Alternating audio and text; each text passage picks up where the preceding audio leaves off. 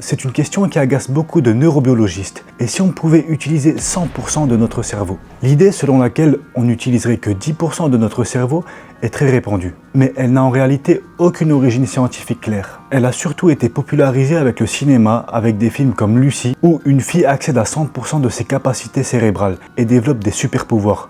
Ou aussi dans le film Limitless, dans lequel Bradley Cooper prend une pilule qui lui permet d'exploiter tout son cerveau et de devenir surhumain. Mais alors, pourquoi cette idée paraît si crédible? Est-ce qu'il y a une part de vérité là-dedans? Et à quoi ressembleraient de vrais super-pouvoirs mentaux dans la vraie vie? Beaucoup d'entre nous aiment croire qu'on n'utilise qu'une partie de notre potentiel. Cette théorie permettrait d'expliquer nos défauts, nos échecs, nos imperfections. On se dit qu'on pourrait être bien meilleur, mais qu'il y a quelque chose qui nous bloque. Et au fond, avoir un obstacle, c'est pratique. Ça donne une bonne excuse pour ne pas aller jusqu'au bout. T'as pas envie d'aller courir parce qu'il pleut, t'as pas envie d'aller faire des courses parce qu'il y a des embouteillages. Tu te trouves des excuses. Quand on a une bonne excuse de ne pas faire quelque chose, on a la conscience tranquille. Du coup, l'idée des 10% du cerveau rassure. Elle nous permet d'accepter nos imperfections. Elle donne aussi une explication simple aux limites de l'humanité ou au comportement étrange des autres.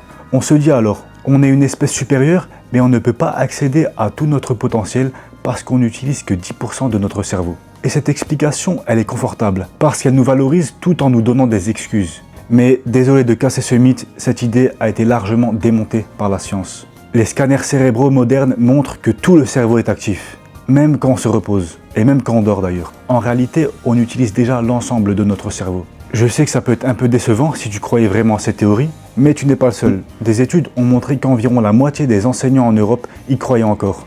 Et qu'aux États-Unis, près de 2 personnes sur 3 pensaient que c'était vrai. Mais non, tu n'as pas de super pouvoir caché, comme dans Lucy ou dans Limitless. Certaines personnes utilisent encore ce mythe pour justifier des capacités physiques ou paranormales, mais la plupart du temps, ce sont des arnaques destinées à te soutirer de l'argent. Dans les films, on continue pourtant d'alimenter ce mythe, mais du point de vue des scientifiques, ça n'a aucun sens. On n'aurait jamais évolué avec un cerveau aussi gros si on n'en utiliserait qu'une partie. Si le mythe des 10% était vrai, ça voudrait dire que la majorité du cerveau est inutile. Or, le cerveau est un organe extrêmement efficace. Il n'y a pas de zone inutilisée. D'ailleurs, si on n'utilisait vraiment que 10% de notre cerveau, les maladies cérébrales dans le cerveau ne seraient pas aussi graves. Pourtant, même des lésions minimes peuvent avoir des conséquences importantes au cerveau. Les chercheurs ont trouvé que même les tâches les plus simples mobilisent des zones réparties dans presque tous les coins du cerveau.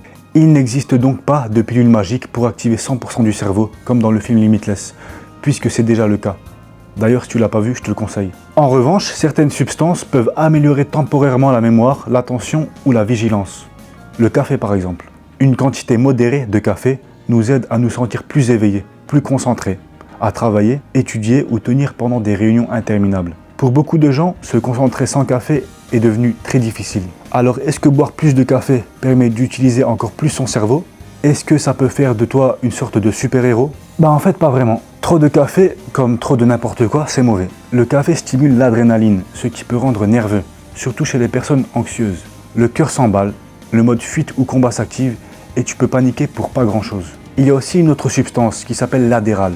L'adéral est utilisé notamment chez les TDAH. Ce sont les personnes hyperactives. L'adéral agit sur le cerveau en augmentant la concentration. Mais là encore, trop en prendre peut provoquer anxiété, insomnie, tremblement, perte d'appétit et plein d'autres effets indésirables. Avec ce genre de substance, le seul super pouvoir que tu risques d'avoir, c'est l'anxiété. Tu deviendras le super-héros anxiété-man. Ultra concentré mais toujours en panique. Ça pourrait faire rire certains, mais ça ne serait clairement pas un bon exemple. Comme on l'a dit, tu utilises déjà 100% de ton cerveau, mais ça ne veut pas dire que tu ne peux pas t'améliorer. Il existe plein de moyens simples et sains de développer ses capacités mentales. Et le premier, aussi banal que ça puisse paraître, c'est de lire. C'est peut-être pas ce que tu voulais entendre, si tu n'aimes pas lire, si tu penses que c'est ennuyeux. Pourtant, au-delà de l'acquisition de connaissances, la lecture améliore aussi le fonctionnement du cerveau. Elle l'oblige à travailler, ce qui rend la pensée plus vive et plus précise. Donc oui, peut-être que tu devrais lire, comme on te le conseille depuis que tu es petit. Mais si tu trouves la lecture ennuyeuse, c'est parce que, quand tu étais petit, on te conseillait ou on t'a forcé de lire des livres que tu n'aimais pas lire. Mais aujourd'hui, tu peux lire ce que tu veux. Il y a des livres dans tous les domaines. Mais la lecture n'est pas le seul moyen d'améliorer le cerveau. Il y a aussi les mathématiques. Oui, résoudre des problèmes de calcul, même si c'est encore plus ennuyeux que la lecture pour certains.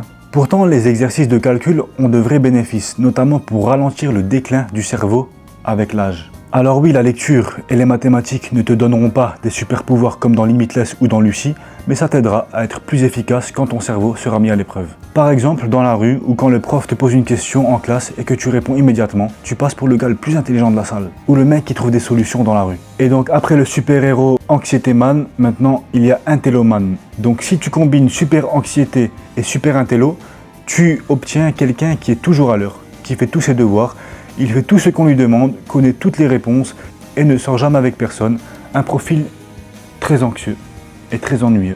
Certaines personnes pensent qu'on peut atteindre son plein potentiel en étant la meilleure version de soi-même, en aidant les autres, en adoptant une attitude morale et éthique. Et là tu te dis, après la lecture, après les mathématiques, maintenant il me parle de faire du bien aux personnes. De nombreuses études montrent que l'altruisme, c'est-à-dire aider les autres, active la dopamine dans le cerveau. En clair, aider les autres fait du bien. La dopamine est une hormone du plaisir et cette hormone-là stimule le cerveau. On ne te demande pas de tout plaquer pour aller travailler dans un refuge ou sauver des chiots blessés. De simples gestes suffisent. Tenir une porte, faire un compliment, rendre un petit service. Ces petites actions peuvent illuminer la journée de quelqu'un et te faire du bien à toi aussi. Ça nous amène au troisième super pouvoir, la super gentillesse. Voilà, donc maintenant tu sais que tu utilises déjà 100% de ton cerveau. Pas besoin de drogue ou de substances. À toi de creuser ton cerveau en faisant des mathématiques, en lisant, en mettant ton cerveau à l'épreuve. Le cerveau est comme un muscle, il a besoin d'être travaillé. Donc voilà, j'espère que tu as aimé cette vidéo. Si tu as aimé, mets un petit j'aime, un petit commentaire. Reste connecté, beaucoup de vidéos arrivent et merci d'avoir regardé.